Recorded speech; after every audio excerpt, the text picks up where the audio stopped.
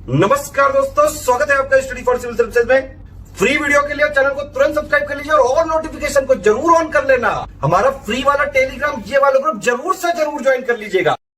हमारे ये वाले फ्री वाले टेलीग्राम को जरूर ज्वाइन कर लीजिएगा। और यूपी पीसीएस 2020 के मेंस के लिए हमारे 2 प्रोग्राम चल रहे हैं। एक 80 days daily answer writing programme चल रहा है जिसमें 4 क्वेश्चन पर डे दिए जाएंगे और पूरा उसका कंप्लीट फीडबैक मिलेगा। और दूसरा जो है ऑफिशियल टेस्ट सीरीज होगी जिसमें 12 फुल लेंथ जीएस के पेपर दिए जाएंगे, उसके फुल लेंथ आंसर दिए जाएंगे और कंप्लीट जो है पूरी चेकिंग होगी। 20-20 क्वेश्चन होंगे हर पेपर में, ठीक है। जैसे ऑफिशियल पेपर आता है वैसे ही होगा और कंप्लीट चेकिंग होगी, कंप्लीट मॉडल आंसर मिलेगा। ज्यादा जानकारी के लिए इन नंबर पर कॉल कर सकते हैं 9696066089 8562008530। Hello everyone, my name is Saurabh Singh. Welcome to this new initiative. UP PCS GS mains के सिलेबस को क्वेश्चन आंसर फॉर्मेट में कंप्लीट कर रहे हैं हम। मेंस आने वाला है, मेंस का फॉर्म भरा जा रहा है, तो लग रहा है 22 जनवरी से मेंस करा ही दिया जाएगा। ठीक है, तो पढ़ते रहिए। यूपी पीसीएस, बिहार पीसीएस और सारे अदर अपडेट्स के लिए फ्री टेलीग्राम चैनल को ज्वाइन कीजिए। इन 2 नंबर्स पे कॉल करके, कई लोग कमेंट्स में पूछते हैं कि पेड ग्रुप कैसे ज्वाइन करना है। भाई ये नंबर इसीलिए दिया गया, आप इन नंबर्स पे ज़रूर कॉल करिए, इससे आपको सारी इन्फॉर्मेशन मिल जाएगी। ठीक है, क्वेश्चन 4 है GS1 GS2 3 एंड 4 से। ठीक है, पहला क्वेश्चन हेल्थ एजुकेशन पे। कमेंट सेक्शन में आप लोगों ने बोला था कि न्यू एजुकेशन पॉलिसी पे क्वेश्चन बना दिया जाए डिटेल में, तो वो क्वेश्चन मैंने लिख लिया यहाँ पर। देखिए, ये क्वेश्चन आपसे डायरेक्टली कभी नहीं पूछेगा कि यार चांसेस मतलब कम है कि न्यू एजुकेशन पॉलिसी के बारे में डिटेल में बता दो, ऐसा क्वेश्चन नहीं पूछता। यूजुअली क्वेश्चन के 2 पार्ट होते हैं, जो भी आपने देखा होगा। एक में आपसे पूछेगा कि अभी जो एजुकेशन सिस्टम है उसमें दिक्कत क्या चल रही है, तभी तो फिर आपको न्यू एजुकेशन पॉलिसी की ज़रूरत पड़ रही है ना। तो क्वेश्चन कुछ इस तरीके से पूछता है, तो वैसा ही क्वेश्चन हमने रखा है आज कि the new education policy was much needed reform for Indian education system. कि भारत 2020 की नई शिक्षा नीति भारतीय शिक्षा प्रणाली के लिए बहुवांछित सुधार है। इस पर चर्चा करना है। मतलब क्वेश्चन में आपसे क्या जानना चाह रहा है, क्यों बहुवांछित है, क्यों मच नीडेड रिफॉर्म है। क्योंकि अभी के सिस्टम में कुछ प्रॉब्लम्स चल रही हैं, तो आपको इस प्रॉब्लम को डिस्कस करना है, फिर न्यू एजुकेशन पॉलिसी को ये बताना है कि ये किस तरीके से उसका सोल्यूशन बन के आई है। तो ये है कि मतलब आपको इसको सॉल्व करने के लिए अभी की प्रॉब्लम्स भी पता होनी चाहिए, न्यू एजुकेशन पॉलिसी के प्रोविजंस भी पता होने चाहिए, और इसको फिर इस तरीके से आपको लिखना है। नेक्स्ट क्वेश्चन है, प्राइम मिनिस्टर नरेंद्र मोदी ने अभी रिसेंटली उन्होंने एक ऑनलाइन कॉन्फ्रेंस के थ्रू 1 नेशन 1 इलेक्शन की बात कर दी कि एक नेशन में एक इलेक्शन। मतलब इसका ये मतलब नहीं कि एक ही इलेक्शन होगा, इसका मतलब है कि एक टाइम पे होगा। 1 नेशन 1 इलेक्शन सिस्टम की बात की कि एक टाइम पे ही विधानसभा का भी इलेक्शन करा दिया जाए, लोकल बॉडीज़ का भी करा दिया जाए और लोकसभा का भी करा दिया जाए। तो 1 नेशन 1 इलेक्शन मतलब एक बार जब इलेक्शन की प्रक्रिया शुरू हो तो एक साथ सारी जगहों को करा दिया जाए। मतलब कुछ इस तरीके का होना चाहिए कि हर जगह 5-5 साल जो होते हैं वो एक साथ चल रहे हो। जैसे अगर सेंटर में 2017 से 22 चल रहा है, यूपी में भी 17 से 22 चले, एमपी में भी 17 से 22 चले। मतलब समझ गए आप, ये कुछ सिस्टम है। तो ये पूछ रहा है कि इसके फायदे या नुकसान। अभी हाल ही में उन्होंने बोला है, तो मे भी इस पर एक क्वेश्चन बन सकता है। ठीक है,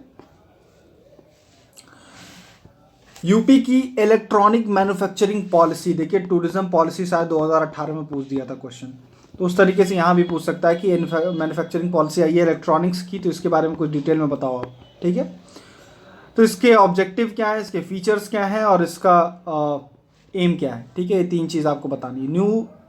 फिर इसको बताने के बाद हम इसका थोड़ा क्रिटिसिज्म वगैरह भी लिख सकते हैं कि क्या कमी है, वो पढ़ के आपको समझ में आ जाएगा क्या इसमें कमी है। ठीक है, नेक्स्ट क्या क्वेश्चन है, एथिक्स का। गांधी जी की एक स्टेटमेंट दी हुई है कि there is a higher court than court of justice that is the court of conscience. मतलब न्याय की अदालतें जो होती हैं, तो न्याय की अदालत की तुलना में एक और उच्च न्यायालय है, और वह न्यायालय कौन सा है, आपकी अंतरात्मा की अदालत है। मतलब सिंपल ये कहना चाह रहा है कि न्याय कह रहा है कुछ और आत्मा कुछ कह रहा है। तो कहते हैं ये कि अंतरात्मा का जो न्यायालय है ना, वो आपके न्याय की अदालत से ऊंची चीज़ है। मतलब हो सकता है कि आपने न्याय की अदालत में आप सही हो, लेकिन हो सकता है कि अंतरात्मा की अदालत में हम गलत। तो इसका कोई एग्जांपल आपको याद आ रहा है? बहुत से ऐसे एग्जांपल्स अभी हम पढ़ेंगे। तो कुछ क्वेश्चन यही कहना चाह रहा है कि किस तरीके से आप इसको डिस्कस करेंगे, एलाबोरेट करेंगे कि गांधी जी की ये स्टेटमेंट के रिस्पेक्ट में आपको बात करना है। ठीक है, तो ये हो गए 4 क्वेश्चन। हर क्वेश्चन पढ़ते हैं आप डिटेल में। Question number 1, new education policy was much needed reform for new education system. 2020 की नई शिक्षा नीति भारतीय शिक्षा प्रणाली के लिए बहुवांछित सुधार है, चर्चा करना है। इंट्रोडक्शन में लिखते हैं the old education policy needed new orientation as it lacked on various fronts. Directly लड़ाई शुरू करते हैं, पहली लाइन से डायरेक्टली लिख दो कि भाई पुरानी पॉलिसी में कई सारी समस्याएं थी, पुरानी शिक्षा नीति को नए अभिविन्यास की आवश्यकता थी क्योंकि वह विभिन्न मोर्चों पर असफल रही। अब आपको बताना है क्या क्या प्रॉब्लम रही। तो प्रॉब्लम हमको एजुकेशन पॉलिसी की बात करनी है, यानी कि हम स्कूल एजुकेशन की बात करेंगे, हायर एजुकेशन की बात करेंगे, रिसर्च की बात करेंगे, टीचर एजुकेशन की बात करेंगे, ठीक है, स्किल डेवलपमेंट की बात करेंगे। School, higher education, research, teacher education और स्किल डेवलपमेंट, 5 बारे में आप बात कर लो तो आपका एजुकेशन सिस्टम हो जाएगा कंप्लीट हो जाएगा, ठीक है। एक छठा आप क्या बात कर सकते हो, मूल्य शिक्षा या वैल्यू एजुकेशन। 6 पॉइंट के बारे में आप बता दो। अब ये 6 पॉइंट के हिसाब से सोचोगे तो आपको समझ में आ जाएगा क्या क्या कमियां हैं। लेकिन हायर एजुकेशन पे कल ही क्वेश्चन किया था कि हायर एजुकेशन की क्या कमियां हैं, तो वो पॉइंट्स तो आपके पास है। स्कूल एजुकेशन वाला आज पढ़ लेते हैं, टीचर एजुकेशन के बारे में भी हमने बात करी थी। School education, gross enrolment ratio जो एलिमेंट्री लेवल पे 100% मिल चुका है। सकल नामांकन अनुपात जो है प्रारंभिक स्तर पे 100% तो है, लेकिन फोकस अभी क्या है, फोकस इसी पे है कि ज़्यादा से ज़्यादा स्कूल बना दो, मतलब नंबर्स पे है। खूब सारे स्कूल बना दो आप, क्वांटिटी ऑफ स्कूल बढ़ा दो, ठीक है। टीचर वगैरह को ले आओ, टीचर का एग्ज़ाम वैसे भी बहुत बुरा ही चल रहा है, तो टीचर की भी उतनी ज़्यादा इनको गरज नहीं है। स्कूल बना दो, ठीक है, और बच्चों को ज़्यादा से ज़्यादा एडमिशन करा दो खोज के, लेकिन क्वालिटी पे कोई इनका ध्यान नहीं है। कौन कहता है, असर की रिपोर्ट कहती है, एसर या असर जो भी आप पढ़ते हैं इसको। तो असर एक प्रथम नाम का एनजीओ है, वो निकालता है हर साल असर रिपोर्ट। असर रिपोर्ट क्या है, एजुकेशन, रूरल एजुकेशन, गांव वाले क्षेत्रों में हाउस होल्ड बेस्ड सर्वे है। ये हाउस होल्ड बेस्ड सर्वे है रूरल एरिया का।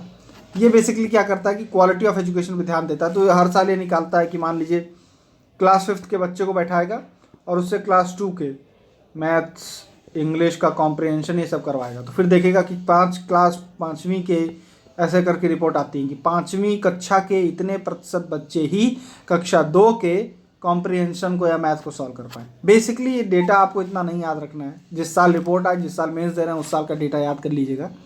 बेसिकली कहना क्या चाहता है वो कि 5वीं को 2 से क्यों कंपेयर कर रहा है, कि वो कह रहा है कि 5वीं में जो बच्चा पहुंच गया वो 2 का भी काम नहीं कर पा रहा है, यानी कि हमारी क्वालिटी ऑफ एजुकेशन कितना पुअर है। कौन बोल रहा है सब, असर, और उसका एनजीओ का नाम क्या है, प्रथम। तो पहला पॉइंट ये हो गया कि क्वालिटी ऑफ एजुकेशन पे हमारा ध्यान नहीं है। दूसरा पॉइंट क्या है, जो हमारा एजुकेशन सिस्टम है आज की डेट में, उसमें वोकेशनल एजुकेशन का कोई रोल नहीं है, ठीक है। अब 12th तक हम पढ़ के निकल गए हैं, हमारे पास शायद ही कोई स्किल है, मतलब कई सारी स्किल्स नहीं है हमारे पास। अब वोकेशनल तो छोड़ ही दीजिए, हमारे पास कोई स्किल नहीं है। खेलना वालना भी मना था हमारे स्कूल में, तो ठीक है। इस तरीके का सिस्टम कभी कभी हो जाता है कि जो हमारे स्कूल के इंस्टीट्यूशंस हैं वहाँ पर वोकेशनल एजुकेशन नहीं प्रोवाइड की जा रही। वोकेशनल मतलब क्या है कि आपको कोई व्यावसायिक शिक्षा नहीं दी जा रही। मान लीजिए 12 पास करके आपका मन नहीं है पढ़ने का, या आपके पास संसाधन नहीं है पढ़ने के, तो आपको ये 12 तक की एजुकेशन किसी तो काम आनी चाहिए ना। अब हिस्ट्री, ज्योग्राफी, पॉलिटी पढ़ के 12th तक की आपको नौकरी नहीं मिलेगी, लेकिन 12th तक मैंने अगर कोई आपको टेक्निकल भी ज्ञान दे दिया होता, जिसके बाद शायद आपको डिप्लोमा वगैरह छोटा मोटा करके आपको कोई जॉब मिल गई होती।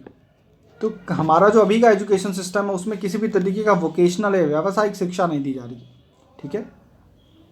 दूसरा क्या है, formal education, pre school formal education नहीं है। आपको पता है डीपीएसपी में था कि जो 0 से 6 साल के शायद बच्चे हैं, ये मैं कंफर्म नहीं हूँ 0 to 6 है या 0 to 3 है। बेसिकली क्या है कि जो आंगनवाड़ी में बच्चे पढ़ते हैं, जिनका अभी प्रॉपर स्कूल में एजुकेशन नहीं हो रही है, तो इनको कहते हैं प्री एजुकेशन, ठीक है। प्री स्कूल एजुकेशन कह लो आप, स्कूल से पहले प्री स्कूल एजुकेशन।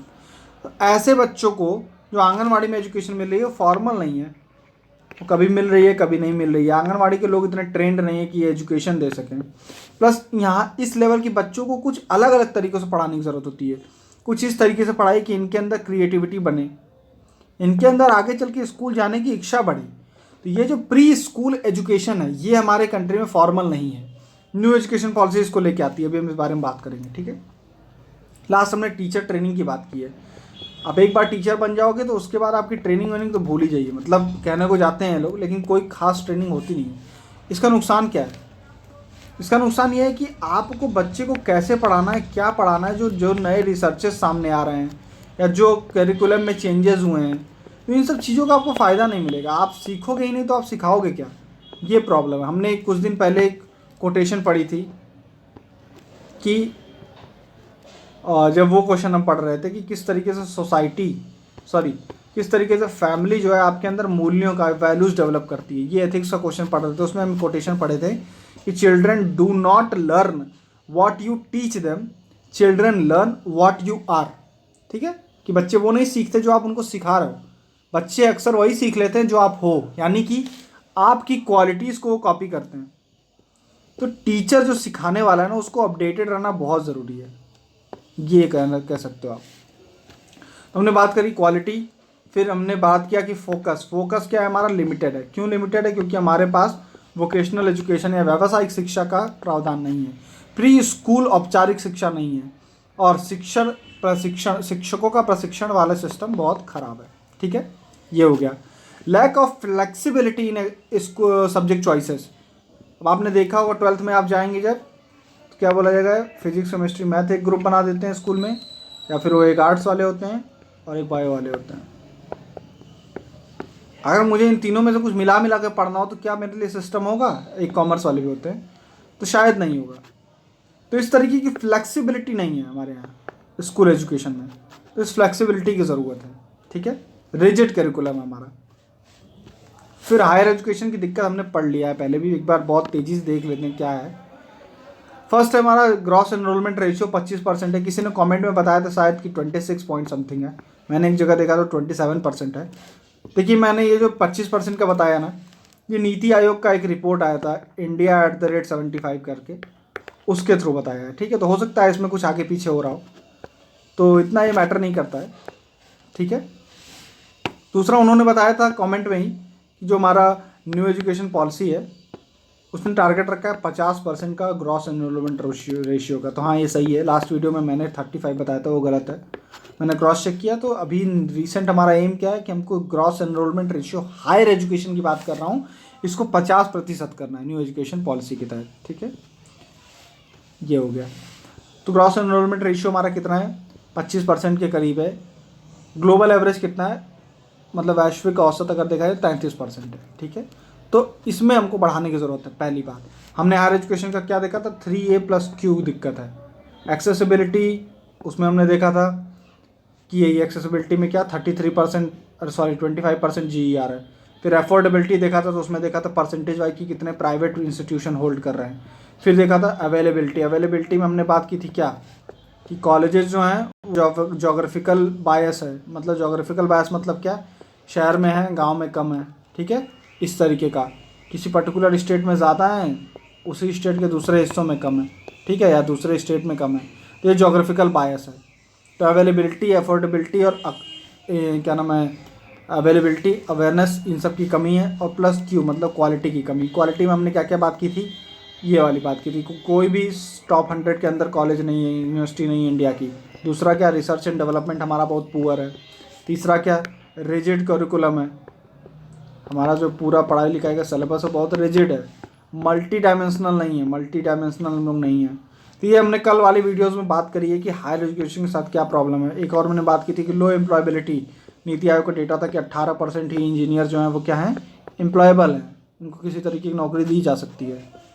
ठीक है, ये सारे फैक्ट एंड फिगर्स हैं जो हायर एजुकेशन की दुर्दशा को दर्शाते हैं। ठीक है, मल्टी डायमेंशनलिटी नहीं है।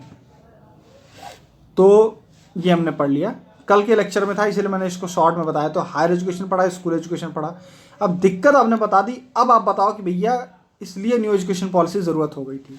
तो इसमें लिख दिया मैंने भैया 10 new education system, the Indian education system was marred with access, equity and excellence challenge. 3A+Q का चैलेंज था हमारे एजुकेशन में।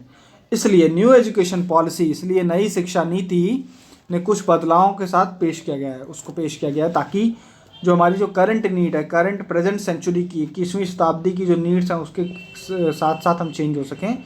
और आप यहाँ भी लिख सकते हो, इस तरीके से भी लिख सकते हो, इसलिए न्यू एजुकेशन पॉलिसी ला दी गई ताकि नॉलेज बेस्ड इकोनॉमी की तरफ हम बढ़ सकें, ठीक है, ज्ञान आधारित अर्थव्यवस्था की तरफ बढ़ सकें। क्या क्या किया गया? सबसे पहले पैसे की कमी थी, तो अब जीडीपी का 6% खर्च करना है किस पे? इस एजुकेशन पे, ठीक है। 6% ऑफ जीडीपी खर्च करना है आपको किस पे? एजुकेशन पे। ये सबसे बड़ी बात कह दी। दूसरी बात क्या है? स्कूल एजुकेशन में क्या चेंजेस किया? यूनिवर्सलाइजेशन ऑफ एजुकेशन करना है, प्री स्कूल से लेकर के सेकेंडरी तक, प्री स्कूल को भी ऐड कर दिया गया। समझ गए? ये खास बात है इसकी। 2030 तक 100% अटेंड करना है। वर्तमान सिस्टम क्या है? 10+2 का सिस्टम है। 10+2 का मतलब क्या है? 10 साल मतलब हाई स्कूल तक, फिर 2 साल इंटरमीडिएट, ये आपका स्कूल एजुकेशन ऐसे ख़त्म होता है। अब इसमें ये उम्र वाला दिया गया है, 3 to 8, 8 to 11, 11 to 14 और 14 से 18। ये क्या है? 3 to 8 का ये मैंने कहना चाह रहा कि आपका एजुकेशन जब शुरू होता है आज की डेट में, तो कब से हो रहा है? जब आप 3 साल के हो। लेकिन 3 साल तक क्या आपको किसी भी तरीके की एजुकेशन की ज़रूरत नहीं है? मतलब किसी भी तरह, अभी क्या होता है? प्री एजुकेशन होता है, प्री स्कूल एजुकेशन होता है, लेकिन वो आंगनवाड़ी वगैरह में जो होता है वो प्रॉपर नहीं हो रहा है, ठीक है।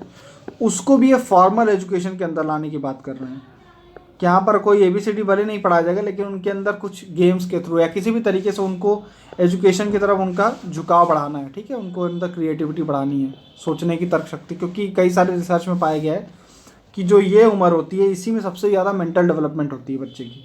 इस समय आप उसको जैसा ढाल ले जाओगे उस तरीके का बच्चा आपका बनेगा। तो इससे बदल के हमको किस सिस्टम पे जाना है? 5+3+3+4 पे जाना है, ठीक है। अब ये क्या है?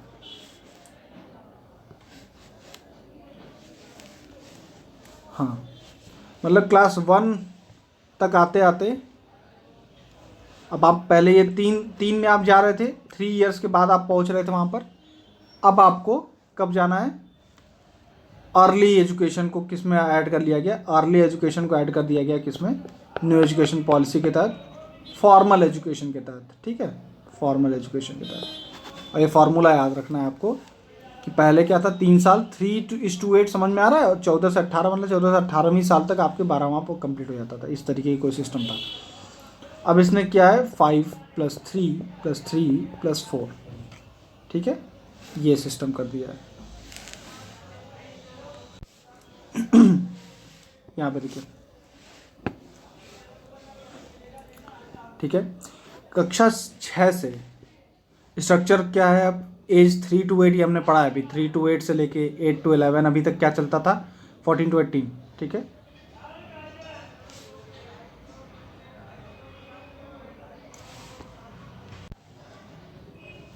नेक्स्ट चेंज क्या किया गया? हमने दिक्कत पड़ी थी क्या? वोकेशनल एजुकेशन की। तो वोकेशनल एजुकेशन हम देखो, आप जो प्रॉब्लम में लिखते हैं ना उसका सोल्यूशन लिखा करिए, वही सोल्यूशन लिखा करिए। इस तरीके से आंसर दिखता है, मतलब प्रॉब्लम आप कुछ और बताए, सोल्यूशन कुछ और बताए, तो ये नहीं करना चाहिए। जो प्रॉब्लम हमने बताई वही लिखते चलिए फटाफट। ये बात कर ली यार। अभी बहुत ज़्यादा समझ में नहीं आया तो कोई दिक्कत नहीं है, इतना इस पर डिटेल में कोई क्वेश्चन नहीं आने वाला है। हमको मेंस क्लियर करना है, बहुत ज़्यादा इसमें PhD नहीं करनी है, ठीक है। हमने बात करी थी कि वोकेशनल एजुकेशन नहीं, व्यावसायिक शिक्षा नहीं है। तो अब इसने बोला क्या कि क्लास 6 के बाद से आपके लिए व्यावसायिक शिक्षा शुरू करनी होगी, ठीक है। तो क्लास 6 से आप व्यावसायिक शिक्षा शुरू करेंगे। सोचिए आप क्लास 12 तक आपके पास कोई स्किल्स रहेगी। फिर क्या कह रहे हैं कि मातृभाषा में आपको पढ़ाना है कम से कम कब तक? 5वीं कक्षा तक। 5वीं कक्षा तक, क्लास 5 तक आपको मातृ शिक्षा में भी पढ़ाया जाएगा। तो इससे क्या होगा कि आपका जो लोकल, आपका जो लैंग्वेज है एक वो प्रमोट होगा। आप चूँकि उस लैंग्वेज में पढ़ोगे, कई बार क्या होता है कि बच्चे घर में भोजपुरी बोल रहे हैं, माँ बाप भोजपुरी बोल रहे हैं, स्कूल में आ रहा है तो टीचर अंग्रेजी बोल रहे हैं।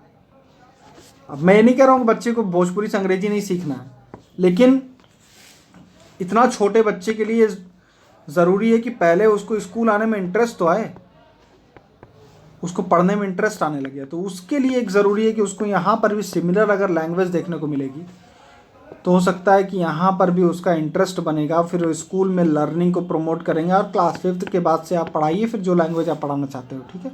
तो कम से कम 5 तक करना है, 5 के आगे भी आप कर सकते हो, ये पॉइंट हो गया, ठीक है। स्कूल एजुकेशन की हमने बात कर ली है सारी। हायर एजुकेशन में क्या है, ग्रॉस एनरोलमेंट रेशियो को 50% करना है, 50% तक करना है। Multidisciplinary education and research universities बनाना है, मेरू बनाना है। हमने बात की कि हमारा जो इंस्टीट्यूशन है वो मल्टी डिसिप्लिनरी नहीं है, ठीक है। तो इसके लिए आप क्या बना रहे हो, मेरू नाम की संस्था बना रहे हो, multi disciplinary education and research और यूनिवर्सिटीज़, मेरू, ठीक है। दूसरी बात हमने क्या कही थी कि क्यूएस के किसी भी उसमें नहीं आते, हम टॉप 100 में नहीं आते, तो उसके लिए क्या बात कहोगे, नेशनल रिसर्च फाउंडेशन बनाया जाएगा। एक नेशनल रिसर्च फाउंडेशन बनाया जाएगा, नाम सही लग रहा है। क्या करेंगे, रिसर्च को प्रमोट करेंगे। Apex body for fostering a strong research culture, India में एक रिसर्च को कल्चर को बढ़ाना है, रिसर्च के कल्चर को बढ़ाना है, कहाँ पे, इंडिया में, ठीक है। रिसर्च नहीं होती है अच्छी, उसका सोल्यूशन मिल गया। मल्टी डिसिप्लिनरी नहीं है, उसका हो गया। ग्रॉस एनरोलमेंट रेशियो को बढ़ाना है, उसका हो गया, ठीक है। और कल वाले क्वेश्चन से कुछ पॉइंट आप ले आ सकते हो। और क्या ले आ सकते हैं, हमने कल बात की थी क्या कि हम फंडिंग के लिए क्या ले आओगे आप, हेफा, हायर एजुकेशन फंडिंग अथॉरिटी या एजेंसी जो भी है, हेफा बना रहे हो ताकि फंडिंग इनको मिलती जाए। हमने बात की कि इंस्टीट्यूट ऑफ एमिनेंस बनाया जा रहा है, इंस्टीट्यूट ऑफ एमिनेंस बनाया जा रहा है। इसमें हम ग्रेडेड ऑटोनॉमी की बात की थी कि उसके हिसाब से इनको कुछ स्वायत्तता दी जाएगी कि अपना आप सिलेबस इस तरीके से डिज़ाइन करिए और आपको फंडिंग में कुछ छूट दी जाएगी। लेकिन शर्त क्या थी कि आपको इंस्टीट्यूट ऑफ एमिनेंस बनाया जा रहा है, इतना सारा पैसा रुपया दिया जा रहा है। क्यों दिया जा रहा है, ताकि आप क्यूएस टाइप जो ऑर्गेनाइजेशनल जो रैंकिंग होती है उसमें इंडियन यूनिवर्सिटीज़ को भी ऊपर लेके आइए, ठीक है। ये कुछ प्रोविजंस है। तो हायर एजुकेशन में और क्या क्या कर सकते हैं, रिसर्च के लिए क्या बहुत अच्छा होगा अगर आपको कुछ स्कीम्स गवर्नमेंट की याद हों। इन सब चीज़ के लिए देखिए एक पॉलिसी है, पॉलिसी को इम्प्लीमेंट करने के लिए कई सारी स्कीम्स लेके आएंगी गवर्नमेंट। तो जो स्कीम्स लाएगी, अब इसी पॉइंट पे जब भी क्वेश्चन आए मीन्स का, तो इस पे जो भी आप पॉइंट लिख रहे हैं उसका एक स्कीम अगर लिख दोगे आप तो काम बन जाएगा, ठीक है। ये हो गया पूरा क्या था एनईपी, क्यों ज़रूरत थी। अब तो क्वेश्चन 2 है, prime minister recently advocated one nation one election system, what are the benefits and challenges that India can face if its move to this new system. एक नेशन एक इलेक्शन सिस्टम की वकालत किसने की, प्राइम मिनिस्टर ने की। अगर इस सिस्टम की तरफ हम जाते हैं, बढ़ते हैं, तो भारत को क्या लाभ या चुनौतियां देखने को मिल सकती हैं, दैट्स इट, ठीक। सिंपल सी बात डिफाइन करके चलिए कि है क्या ये वन नेशन वन इलेक्शन। तो it's a system of election where election to all state assemblies, सभी विधानसभाओं को, राज्यों की विधानसभा और लोकसभा का चुनाव एक साथ होगा, ठीक। जैसे अभी यूपी में इलेक्शन बाद में हो रहा है और लोकसभा का इलेक्शन बाद में हो रहा है, ऐसे जो अलग अलग हो रहे हैं ना, ये ना होकर के अगर एक साथ हो जाए। एग्जाम्पल के रूप में लीजिए, जैसे 2022 में सेंट्रल गवर्नमेंट का इलेक्शन है, उसी समय सारे राज्यों का अगर इलेक्शन होने लग जाए, तो ये कुछ उस सिचुएशन की बात हो रही है। अब यहाँ से आप समझ रहे होंगे कि हमको कैसे बढ़ना है क्वेश्चन में। क्वेश्चन आपसे ये जानना चाह रहा है कि ऐसा एक साथ करेंगे तो क्या फ़ायदा है, क्या नुकसान है। तो अभी आपको आंसर लिखने के लिए ये सोचना है कि ऐसे अलग अलग होता है तो क्या उसके फ़ायदे हैं और क्या नुकसान है। अभी ऐसे अलग अलग चुनाव हो रहा है, लोकसभा का अलग हो रहा है अलग टाइम पे, राज्यसभा का अलग टाइम पे हो रहा है, टाइम की बात हो रही है यहाँ पर। उस समय भी चुनाव अलग अलग ही होंगे। आपको बताया जाएगा कि आप यूपी या स्टेट के लिए इलेक्शन का वोट कर रहे हो या लोकसभा के लिए कर रहे हो, ये तो बताया ही जाएगा। लेकिन समय लगभग एक रहेगा कि मान लो जो एक ही महीने के अंदर सारे हो रहे हैं या 3-4 महीने के अंदर सारे निपटा दिए, इस तरीके का। जो अभी हो रहा है कि कोई 2018 में यूपी का, 2019 में फिर यहाँ का, फिर बिहार का कभी चल रहा है, कभी फिर सेंट्रल गवर्नमेंट का आ गया। ये वाली चीज़ की क्या कमियाँ हैं और नए वाले पे जाएंगे तो क्या फ़ायदे हैं या क्या नुकसान है, ये जानना चाह रहा है, ठीक है। तो अब ये कहता है कि इसमें होगा क्या, इसमें रीस्ट्रक्चर करना पड़ेगा इलेक्शन साइकिल को। समझ ही रहे हो आप, जैसे अगर यूपी में 2022 में या 2021 में अगर टर्म ख़त्म हो रहा है इनका, लोकसभा का 2022 में, बिहार में अभी इलेक्शन हुआ है 2020 में, तो इनका 2025 में ख़त्म होगा। तो अगर आपको एक साथ इलेक्शन करना है तो आपको एक बार तो कम से कम सबको एक लाइन पे लाना पड़ेगा। यानी कि जिस स्टेट इलेक्शन का डेट 25 को है उसको कम करके आपको 22 में लाना पड़ेगा, ठीक है। जिसका 20 है उसको भी खींच के क्या करना पड़ेगा, 2 साल उसकी विधानसभा को बढ़ा के 22 तक करना पड़ेगा। इनका 25 था तो इनको कम करना पड़ेगा। मतलब क्या करना है, रीस्ट्रक्चर करना है सारी चीज़ों को। ये करने का क्या प्रावधान है संविधान में, प्रेसिडेंट्स रूल, ठीक है। कहीं का बढ़ाना है अगर 1 साल 2 साल बढ़ाना है तो प्रेसिडेंट रूल लगा के आप बढ़ा सकते हो ना उसके बाद विधानसभा का जो वहाँ का जो टर्म है, ठीक है। तो ये एक बड़ा चैलेंज होने वाला है इसके लिए कि आप प्रेसिडेंट रूल लगाओगे। प्रेसिडेंट रूल की तो बड़ी फिक्स वो है ना, ग्राउंड्स दिए हुए हैं गवर्नमेंट में कॉन्स्टिट्यूशन में कि किस किस आधार पे लगा सकते हो, तो इसका आधार तो दिया नहीं गया है। अगर सच में आपको ऐसा कुछ करना है तो यानी कि आपको कॉन्स्टिट्यूशन में क्या करना पड़ेगा, अमेंडमेंट करना पड़ेगा। यानी कि एक चैलेंज तो यही हो गया कि ऐसा कोई सिस्टम लाने के लिए कॉन्स्टिट्यूशन का अमेंडमेंट करने की ज़रूरत पड़ सकती है, ठीक है। हिस्ट्री में क्या है, 1967 तक भाई 1967 तक ऐसे साइमल्टेनियस इलेक्शंस हुआ करते थे।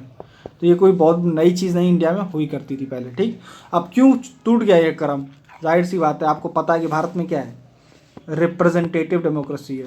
उसमें क्या होता है, लोअर हाउस जो होता है जैसे लोकसभा या विधान सभाएँ जो हैं वो क्या, वहाँ पे काउंसिल ऑफ मिनिस्टर जो होते हैं वो लोअर हाउस के प्रति जिम्मेदार होते हैं। मतलब अगर इनका क्या कॉन्फिडेंस लूज हो गया या नो कॉन्फिडेंस मोशन पास हो गया या इनकी सरकार गिर गई, या आपको पता ही है एंटी डिफेक्शन के तहत खरीद फरोख्त के बाद इनकी सरकारें जो गिरा दी जाती हैं। तो ऐसे करके जो भी टाइप सिस्टम हुआ उसकी वजह से अगर ये सरकार 5 साल नहीं चल पाई उनका बैलेंस बिगड़ जाएगा। तो 1967 के बाद ऐसा कई जगह हुआ, 68 69 में या 1970 में पार्लियामेंट में ही ऐसा हुआ कि ऐसी सिचुएशंस डेवलप हुई जहाँ पर कोई भी सरकार 5 साल चल ही नहीं पाई। चूँकि वो 5 साल नहीं चल पाई इसलिए जो रिदम बना हुआ था सारे राज्यों के चुनाव का और लोकसभा के चुनाव का एक साथ होने वाला, वो ब्रेक हो गया 1967 के बाद से। तो ये चीज़ वहाँ से ब्रेक हो गई और आज की डेट में हमको देखने को मिलता है कि लोकसभा का और उनका इलेक्शन अलग अलग टाइम पे हो रहा है, ठीक है। तो ये बात है। तो ये आप पॉइंट लिख देना कि भाई बताने के लिए कि बहुत नई चीज़ नहीं इंडिया में होता था, ठीक।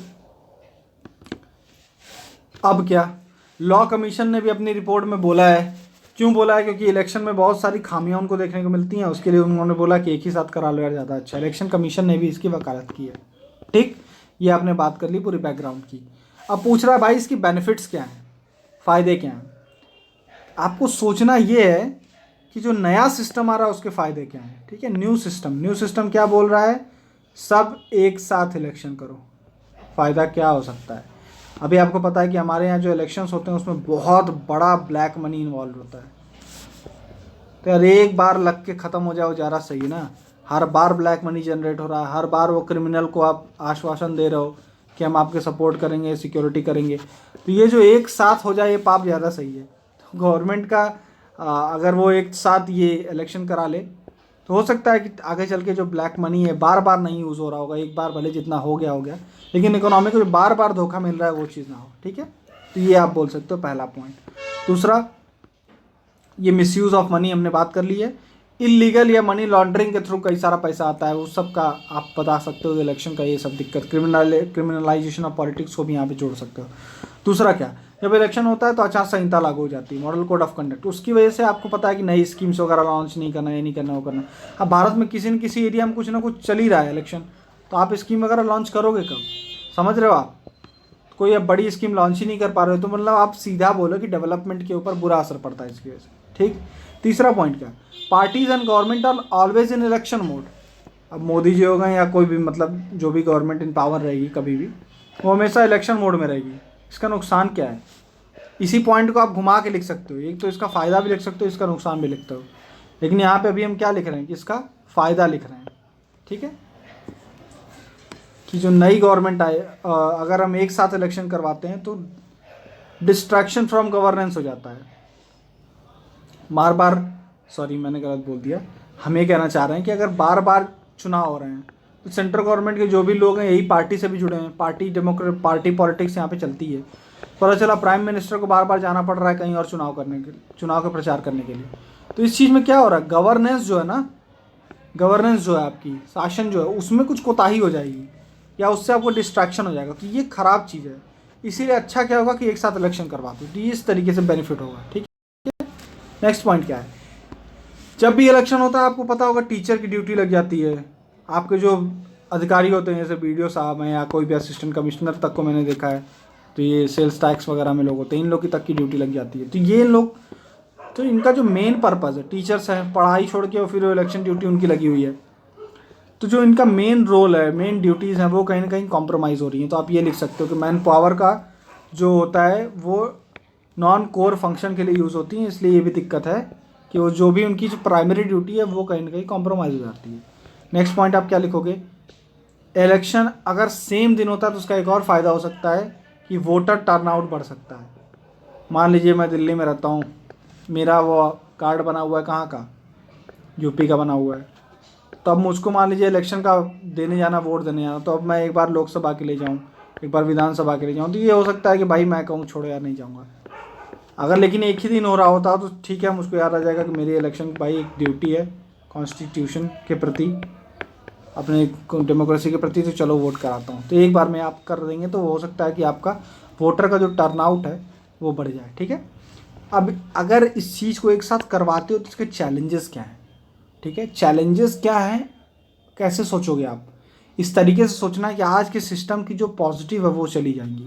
ठीक है, आज क्या अलग अलग इलेक्शन हो रहा है, इसके कुछ पॉजिटिव भी तो हैं, उसी को आपको लिखना है कि वो चली जाएंगी। यहाँ पे लिखा है कि बार बार जब चुनाव होंगे तो बार बार ही हम एग्जीक्यूटिव को अकाउंटेबल बना सकते हैं। जो कार्यपालिका है उसकी स्थायी जवाबदेही जो सुनिश्चित कर सकते हैं लोग। बार बार आप आओगे वोट मांगने, बार बार हम बोलेंगे ये बोले तो बनवाने को बनवाए, मैनिफेस्टो में बोले थे ये सब कर देंगे, किए नहीं किए, उनकी जवाबदेही इंश्योर की जा सकती है। ठीक है, दूसरा रिपीटेड इलेक्शन इंश्योर करते हैं, बहुत इंपॉर्टेंट पॉइंट है कि जब बार बार इलेक्शन होगा तो जो भी अपोजिशन पार्टीज हैं वो, या जो पॉलिटिकल पार्टी पावर में वो हमेशा ज़मीन से जुड़े रहेंगे। जब ज़मीन से जुड़े रहेंगे वो, तो लोगों की जो भी डिमांड है उनका रिप्रेजेंटेशन बड़ा आसानी से हो जाता है। आप ये सोचो कि 5 साल में ही चुनाव हो रहा है हर जगह, तो ये भी तो चांस है कि इनकी कोई सुनने वाला ही नहीं है 5 साल। अभी एटलीस्ट ये है कि चुनाव आने वाला है तो अपोजिशन वाले हमेशा जो ज़मीन से जुड़े रहेंगे, भाई क्या दिक्कत है, हाँ ये है वो है, फिर इसका मुद्दा बनाएंगे पार्लियामेंट में या जो भी विधानसभा विधान परिषद जो भी है। ठीक है, तो इनके जो भी शिकायतें हैं उनका रिप्रेजेंटेशन हो जाता है अभी के सिस्टम में, तो हो सकता है उस समय ना हो पाए। नेक्स्ट पॉइंट क्या है, ये आपने देखा होगा कि दिल्ली का एग्जाम्पल ले लो आप, लेकिन राजस्थान का एग्जाम्पल ले लो कि राजस्थान में आपने देखा होगा कि जब विधानसभा का चुनाव हुआ तो वहाँ पे कांग्रेस कितना बढ़ चढ़ के निकली, मतलब बीजेपी को बहुत बुरी हार मिली। लेकिन वहीं जब लोकसभा का चुनाव हुआ तो कांग्रेस कहीं खड़ी नहीं हुई।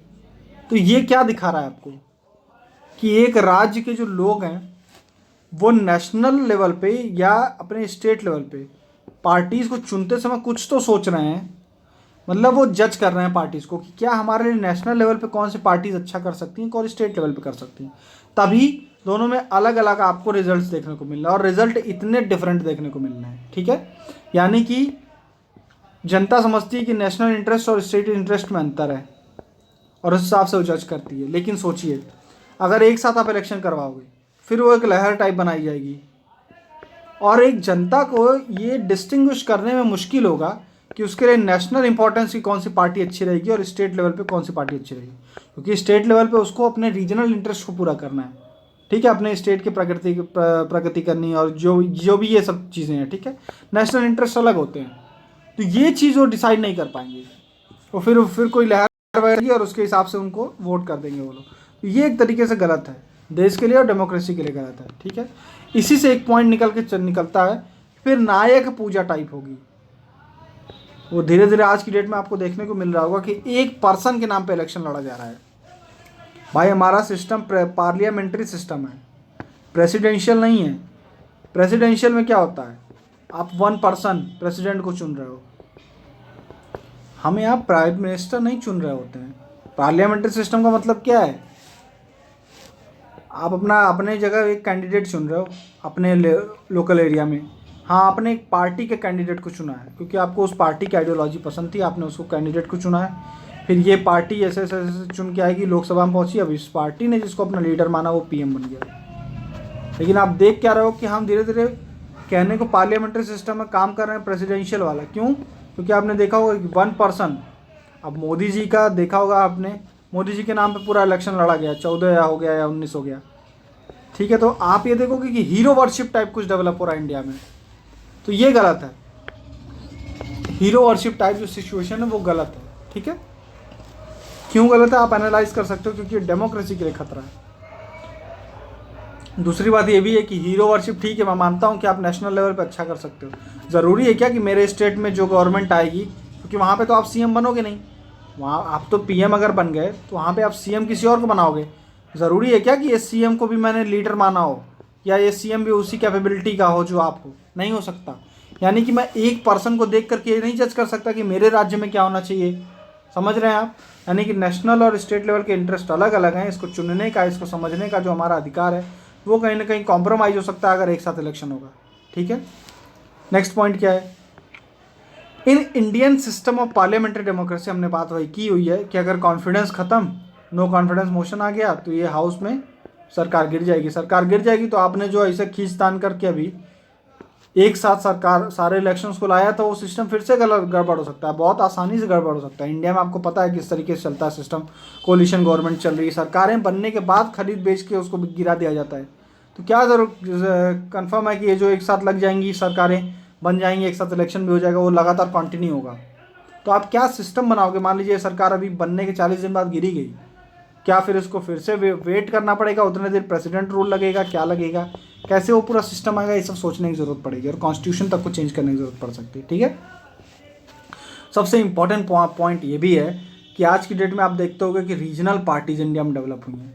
जब एक इलेक्शन होगा ना तो कहीं ना कहीं 2 पार्टी सिस्टम ही बन के रह जाएगा कि भाई फिर आप वही लोकसभा के लिए चुनोगे, वही स्टेट के लिए चुन रहे होगे। जो रीजनल पार्टीज़ हैं, लोकल पार्टीज जो आपकी, उनका जो अस्तित्व है वो खतरे में आ जाएगा अगर आप एक साथ एक इलेक्शन करवाते हो। ठीक है, ये हो गया आपका क्वेश्चन नंबर 2। क्वेश्चन नंबर 3 है भाई, एम्स, ऑब्जेक्टिव और साइलेंट फीचर ऑफ उत्तर प्रदेश का इलेक्ट्रॉनिक मैन्युफैक्चरिंग पॉलिसी। इसमें कुछ नहीं करना है, फीचर्स हैं भाई, याद करना है आपको, इसमें कुछ समझने लायक नहीं है। डायरेक्टली ऐसे पूछता भी है, आपको याद होना चाहिए तभी आप लिख पाओगे। 2020 में लाए हैं, पहली बात। दूसरी बात, क्या इसका कुछ मिशन होगा, हर पॉलिसी का होता है, क्या है? Establish Uttar Pradesh as preferred destination for electronic industry. Electronic industry के लिए, इलेक्ट्रॉनिक उद्योग के लिए उत्तर प्रदेश को पसंदीदा स्थान के रूप में स्थापित करना है। कैसे करेंगे? आप कई तरीके से कर सकते हैं। कुछ उनको बेनिफिट देंगे, जल्दी से आओ, जल्दी से बिजनेस करो, ईज ऑफ डूइंग बिजनेस जो आप कहते हैं जिसको। ठीक है, ये सब कुछ नया नया करेंगे, कुछ स्कीम देंगे, कुछ फायदे देंगे, यही करेंगे। करना क्या है? वर्ल्ड क्लास ESDM, इसका फुल फॉर्म देख लीजिए, electronic systems design manufacturing, ESDM ecosystem, ESDM परिस्थितियों को डेवलप करना है। मतलब ESDM इलेक्ट्रॉनिक्स वगैरह को डेवलप करना है, यहाँ पर शुरू करना है। मिशन पढ़ना है, मिशन में 1 2 3 क्या है? Nurture MSME enterprises and foster culture of research and innovation. MSME उद्योगों को पोषण करना है और उसमें अनुसंधान की और उद्यमिता की संस्कृति को बढ़ावा देना है। अब चाइना में क्या बहुत बड़ी बड़ी कंपनियां ही मैन्युफैक्चरिंग कर रही हैं? नहीं। अब ये जो आपको दिख जाता है ना कि एक सिगरेट का लाइटर आपको 10 रुपये में मिल जाता है, उसके पीछे दाम देखोगे आप 2-3 रुपये, 3-4 रुपये का होता है वो। ये सब चीज़ें वहाँ की वही बड़ी कंपनी नहीं बना रही होगी। या मोबाइल का चार्जर मिल गया आपको छोटे मोटे, तो ये सब कोई बहुत बड़ी कंपनियां नहीं बना रही हैं। वहाँ पे MSMEs जो होंगी, वहाँ की जो भी नाम से बोली जाती होंगी, वो बना रही हैं। तो इंडिया में अगर आपको यूपी में इसको बढ़ाना है तो आपको MSMEs को डेवलप करना है। MSME में इलेक्ट्रॉनिक सेक्टर को डेवलप करना है। अच्छा, आपको मैं एक और चीज़ बता दूँ, पहले बता चुका हूँ कि इंडिया में जितनी भी MSMEs हैं उसका शायद 14% जो है वो यूपी में है। लेक्चर फर्स्ट में बताया था मैंने, एक बार क्रॉस चेक करके फिर से बताऊँगा। ठीक है, तो इतनी सारी MSMEs हैं, इनमें इलेक्ट्रॉनिक का कल्चर डेवलप कर दीजिए, काम बन जाएगा आपका। नेक्स्ट पॉइंट क्या है? अब टारगेट्स के बारे में बात करेंगे। टारगेट है अट्रैक्ट करना इन्वेस्टमेंट 40,000 करोड़ रुपए का, पहला पॉइंट। दूसरा, राज्य में 3 इलेक्ट्रॉनिक मैन्युफैक्चरिंग क्लस्टर डेवलप करना है। क्लस्टर 3 है तो कहाँ कहाँ है? पहला, electronic city in Yamuna expressway industrial development authority. एक इलेक्ट्रॉनिक सिटी बनानी है यमुना इंडस्ट्रियल डेवलपमेंट अथॉरिटी में, ये पे। ठीक है, कहाँ पर है? जेवर एयरपोर्ट के पास में। जेवर एयरपोर्ट कहाँ है? गौतम बुद्ध नगर, जिसको आप नोएडा भी कहते हो। ठीक है, नेक्स्ट पॉइंट क्या है? Defence electronic manufacturing cluster. Defence से रिलेटेड इलेक्ट्रॉनिक मैन्युफैक्चरिंग क्लस्टर कहाँ बनाना है? बुंदेलखंड में। बुंदेलखंड आपको पता है डिफेंस कॉरिडोर, और फिर उसके बाद ठीक है, तो वहीं पे क्या बनाना है? डिफेंस और इलेक्ट्रॉनिक्स से मिला करके कुछ बनाना है। तीसरा क्लस्टर कहाँ बनाना है? मेडिकल इलेक्ट्रॉनिक्स मैन्युफैक्चरिंग क्लस्टर कहाँ बनाना है? देख रहे हैं आप, तीनों का अलग अलग अंतर है। एक डिफेंस इलेक्ट्रॉनिक्स मैन्युफैक्चरिंग है, मेडिकल, और ये इलेक्ट्रॉनिक सिटी बनाना है। ठीक है, ये कहाँ बनाना है? लखनऊ, उन्नाव, कानपुर जोन में। तो एक जगह लखनऊ बन रहा है, एक बन रहा है बुंदेलखंड में, तीसरा कहाँ बन रहा है? नोएडा में बन रहा है। 3 है, ये क्या बन रहे हैं? Electronic manufacturing clusters. ठीक, हमने पढ़ा टारगेट 40,000 करोड़, 3 बनाने क्लस्टर कहाँ कहाँ? नोएडा, बुंदेलखंड और उन्नाव में, लखनऊ उन्नाव में। ठीक है, आगे का पॉइंट क्या है, 3 सेंटर ऑफ एक्सेलेंस भी बनाने हैं, उत्कृष्टता केंद्र बनाने हैं। इसके अलावा क्या, 4 लाख एम्प्लॉयमेंट क्रिएट करना है, 4 लाख रोजगार क्रिएट करना है, 40,000 इन्वेस्टमेंट, 4 लाख रोजगार। ठीक है, अब इन सबको इन्वेस्टमेंट, ये सारी चीज़ों को वो करने के लिए, इम्प्लीमेंट करने के लिए क्या लाना है, एक बॉडी बनानी है। तो नोडल एजेंसी किसको बनाया गया, नोडल एजेंसी बनाया गया उत्तर प्रदेश में department of electronics and IT and electronics, government of Uttar Pradesh. ठीक है, ये department of IT and electronics को बनाया गया है, ये इम्प्लीमेंटेशन करेगा इसका। Electronic system design and manufacturing park जो बनाया जा रहा है, it shall be establish across the state in collaboration of private sector, private sector और निजी सहभागिता के बाद ही इसको बनाया जाएगा। ठीक है, और एक खास बात की, policy will encourage creation of a mechanism which with industry to facilitate the implementation of e waste management rule. देखिए क्या है, ये इलेक्ट्रॉनिक पॉलिसी है, इलेक्ट्रॉनिक पॉलिसीज बनेंगे, इलेक्ट्रॉनिक इक्विपमेंट, मोबाइल चार्जर, ये सब बना। अब इसी का जो यूज होने के बाद ये क्या बन जाता है, ई वेस्ट। ई वेस्ट को आपके बारे में आपने पढ़ा होगा ज़रूर कि इससे कितने सारे हार्मफुल या पॉइजनस चीज़ें निकल के आती हैं। फिर इसके लिए गवर्नमेंट क्या कर रही है, अगर आपको इस पर वीडियो चाहिए होगा, इस पर एक सवाल चाहिए होगा, तो कमेंट में लिख दीजिएगा, मैं ई वेस्ट पे बना दूंगा। ठीक है, कि ई वेस्ट को मैनेज करने के लिए क्या नियम कानून है आज की डेट में इंडिया में, और इससे खतरे क्या है, एक क्वेश्चन इस पर बन सकता है। ठीक है, चाहिए होगा तो बता दीजिएगा। तो अब यहाँ पे ये देखने को मिल रहा है कि इस पॉलिसी ने ऐसा प्रबंध भी किया है कि ई वेस्ट को मैनेज करने के लिए जो रूल्स हैं 2011 के, और इसको अभी रिसेंटली अमेंड भी किया है, तो इनको इम्प्लीमेंट किया जा सके। ठीक है, मतलब रूल्स के अकॉर्डिंग ई वेस्ट का मैनेजमेंट भी इस पॉलिसी के अंदर ध्यान दिया गया है। ठीक है, ये हो गया सिस्टम, ये थी नई पॉलिसी आपकी। अच्छा, इसका क्रिटिसिज्म वगैरह लिख सकते हैं। क्रिटिसिज्म में क्या लिख सकते हो, जो भी इलेक्ट्रॉनिक्स इक्विपमेंट है, जैसे बैटरी के लिए लिथियम वगैरह है, तो लिथियम आयन बैटरी हम लोग इंडिया में बढ़िया नहीं प्रोड्यूस कर पाते, तो वो भी इंपोर्ट होती है। इलेक्ट्रॉनिक जितने भी सेमीकंडक्टर्स इक्विपमेंट है वो इंपोर्ट बेसिस पे चलता है आपका। तो इलेक्ट्रॉनिक मैन्युफैक्चरिंग क्लस्टर्स बना रहे हो या मैन्युफैक्चरिंग पॉलिसी में आत्मनिर्भर भारत के तहत कुछ आपको नहीं दिख रहा है। ज़्यादा से ज़्यादा क्या दिख रहा है कि बाहर से खरीदो चीज़ें, रॉ मटेरियल, उसको असेंबल करो, फिर बेच दो। ठीक है, इसमें मार्जिन है, प्रॉफिट, अच्छी बात है, लेकिन मज़ा आता तब जब सब कुछ थोड़ा इंडिजीनियस होता है, आत्मनिर्भर होता, तो कहीं ना कहीं इसकी भी ज़रूरत है। ठीक है, ये सब है। दूसरा, इसमें कोई वो वाले मैकेनिज्म नहीं दिखाए जा रहे हैं कि आज की डेट में चाइना से इतना सस्ता सामान आ रहा है कि आपको पता होगा कि जो फ़ोन की बैटरीज आती थी पहले, जो नोकिया के फ़ोन आते थे उसमें BL5 सी बैटरी लगती थी, तो बैटरी 16 रुपया 17 रुपये मिल जाती है आपको। 17 रुपये की बैटरी सोचिए आप, 5 रुपये 4 रुपये में ईयरफोन आपको मिल जाता है, ख़राब क्वालिटी का होता है, लेकिन ये रेंज देखिए 4 रुपये 5 रुपये क्या होता है। इस तरीके का चाइना प्रोडक्शन कर रहा है कि इतना सारा टैक्स वैक्स लगाने के बाद भी इंडिया में आपको ये चीज़ 30 रुपये 40 रुपये में अगर मिल रही है, तो मतलब उसका स्केल देखिए किस स्केल पे वो बना रहा है। तो आपको अगर वहाँ पे पहुँचना है तो आपको और कई सारी छूट देनी पड़ेगी ना, और चाइना के इंपोर्ट पे रोक लगानी पड़ेगी। तो वो सब भी आपको ध्यान में रखना है पॉलिसी के तहत कि किस तरीके से आप वो सब मैनेज करोगे। तो ये थोड़ा क्रिटिकल एनालिसिस हो गया इस पॉलिसी का। लास्ट क्वेश्चन है भाई एथिक्स से, एथिक्स का क्वेश्चन है कि there is a higher court than court of justice and that is the court of conscience. न्याय की अदालत की तुलना में एक उच्च न्यायालय और है, जिसका कौन सी है, वो अंतरात्मा की अदालत है। आपके अंतरात्मा की अदालत क्वेश्चन में फोकस ये नहीं करना है आपको कि किस तरीके से दोनों डिफरेंट है, फोकस आपको हर पॉइंट में ये प्रूव करना है कि जो कंसाइंस वाली कोर्ट है आपकी वो सुपीरियर है, क्योंकि नेक्स्ट किससे, कोर्ट ऑफ जस्टिस से, क्योंकि यहाँ पे लिखा है इट सुपरसीड्स ऑल अदर कोर्ट। जो कंसाइंस की आपकी कोर्ट है वो सुपरसीड करती है सारे अदर कोर्ट्स को। ठीक है, ये पॉइंट था। डिफिनीशन, ये मैंने यही पॉइंट लाइन लिखी है फिर से, और यहाँ पे लिख दिया महात्मा गांधी जी की द्वारा कहा गया है, इसको ये लिख दिया गया है। अब मैंने शुरू किया, justice is considered the highest and preferred value in a society. किसी भी सोसाइटी में जस्टिस को सबसे प्रिफर्ड वैल्यू माना जाता है, सबसे पसंदीदा मूल्य है और सर्वोच्च मूल्य माना जाता है, यानी कि सबको चाहिए जस्टिस।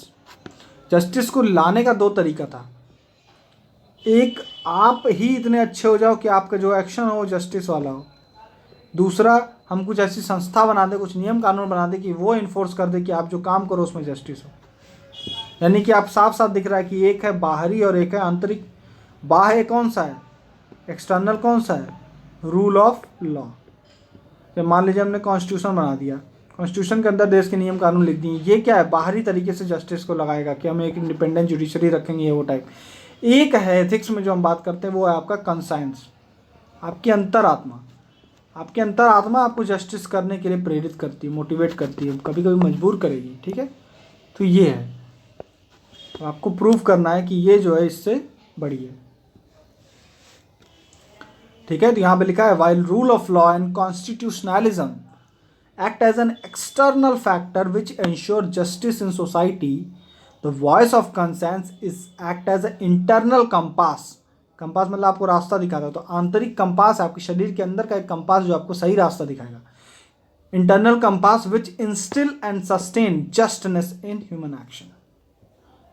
फिर से पढ़ते हैं, यहाँ कानून और संवैधानिकता है वो बाहरी कारकों के रूप में कार्य करते हैं और समाज में न्याय सुनिश्चित करते हैं। वहीं अंतरात्मा की आवाज़ आपके लिए एक आंतरिक कंपास का कार्य करती है जो मानव कार्यों में न्याय को सुनिश्चित करती है, ठीक है। मानव के जो भी कार्य होंगे न्याय संगत होंगे, ठीक। ये हमने डिफिनेशन या इंट्रोडक्शन लिख दिया है। आगे बढ़ते हैं।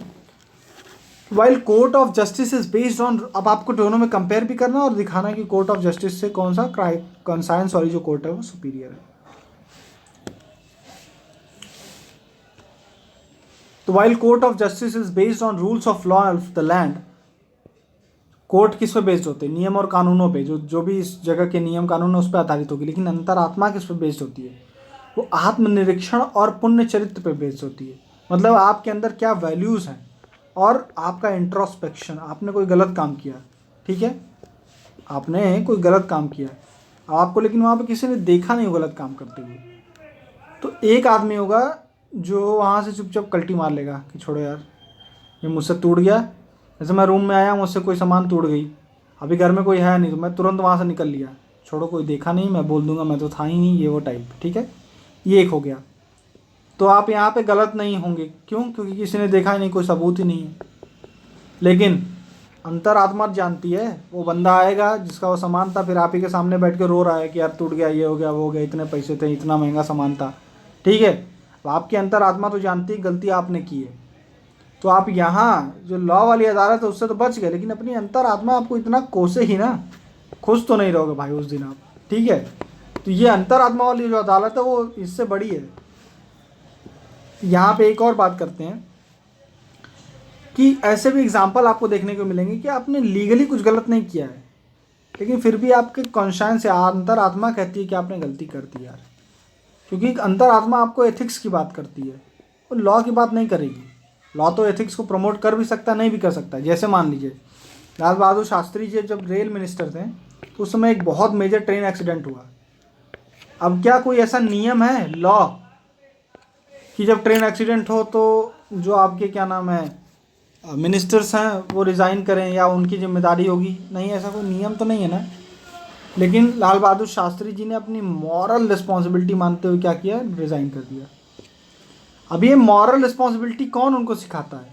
उनकी जो अंतरात्मा थी वो। तो आप ये देखोगे कि कैसे अंतरात्मा की जो अदालत थी वो श्रेष्ठ निकली। आपने आपकी इनकी गलती नहीं थी, लेकिन इन्होंने गलती माना। गलती लॉ के प्रति नहीं, मानवता के प्रति उन्होंने अपनी गलती मान ली कि हाँ मानवता का नुकसान हुआ है और किसी को तो जिम्मेदारी लेनी है तो मैं लूँगा। और ये कौन बता रहा है इनको? इनकी अंतरात्मा ने इनको ये आवाज़ सुनाई। तो आप ये देखोगे कि इस तरीके से ये सुपीरियर है, ठीक है। एक पॉइंट हमने अभी ये डिस्कस कर लिया। दूसरा पॉइंट क्या है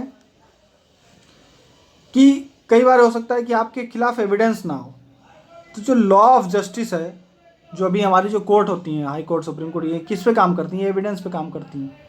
तो एविडेंस नहीं है तो ठीक है, हो सकता है कि दुनिया को पता है कि आदमी गलत है, लेकिन चूंकि उसके खिलाफ एविडेंस नहीं है तो उसको आप छोड़ दोगे, ठीक है। लेकिन फिर पूरी दुनिया की अंतरात्मा भी जानती है वो आदमी गलत है, तो समाज जो है ना वो उसके साथ न्याय करेगा, फिर उसके साथ सोशल बॉयकॉट कर देगा उसका, भाई छोड़ो, उसका बहिष्कार करो, हुक्का पानी बंद करो, ये सब करेंगे। या वो आदमी खुद जब बाहर निकलेगा तो उसको जो मतलब एक तरीके से आत्मनिरीक्षण करेगा तो पश्चाताप भी हो सकता है, ठीक है। ये सब जो सिस्टम्स हैं, तो इस तरीके से भी आपको दिख रहा है कि कहीं कैसे सुपीरियर हो गई कॉन्साइंस की कोर्ट, क्योंकि जहाँ पे लॉ ऑफ जस्टिस वाली जो कोर्ट थी, जस्टिस वाली जो आपकी कोर्ट हैं जो लॉ पे चलती हैं, वो फेल हो गई क्योंकि उनके पास एविडेंस नहीं था। लेकिन ये जो कंसाइंस वाली कोर्ट थी वो उनको सज़ा दिलाने में सक्षम रहेगी। क्योंकि आप अपने अंतरात्मा से झूठ नहीं बोल सकते, वो सब जानते हैं। गांधी जी कहते थे सेल्फ रिस्ट्रेन की बात, कि आत्म संयम होना चाहिए। तो आत्म संयम कब होगा? जब आप अपनी अंतरात्मा की बात सुनोगे, ठीक है। आत्म संयम तब होगा जब आप अपनी अंतरात्मा, क्योंकि अंतरात्मा आपको बताएगी कि जब आप एक बार कोई भी गलत काम करने जा रहे हो तो आप खुद सोचिएगा, आपने महसूस किया होगा कि एक बार अंदर से आता है यार मत करो मत करो मत करो यार, ये हो गया तो क्या करेंगे, वो हो गया तो क्या करेंगे। ये एक तो डर होता है, डर भी कहीं ना कहीं वहीं से आ रहा है आपका।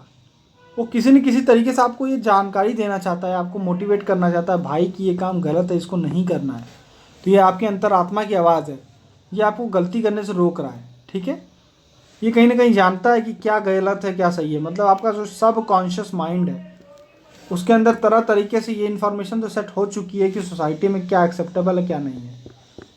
तो भले आप नशे तक में रहोगे तो आपको एक बार अंतरात्मा की आवाज़ तो ये इन्फॉर्म कर ही सकती है कि भाई क्या गलत है और क्या एक्सेप्टेबल है क्या नहीं एक्सेप्टेबल है। तो अंतरात्मा ये भी करती है कि आपके अंदर जो सेल्फ रिस्ट्रेन है, आत्म संयम है, उसको मेंटेन कर सकती है।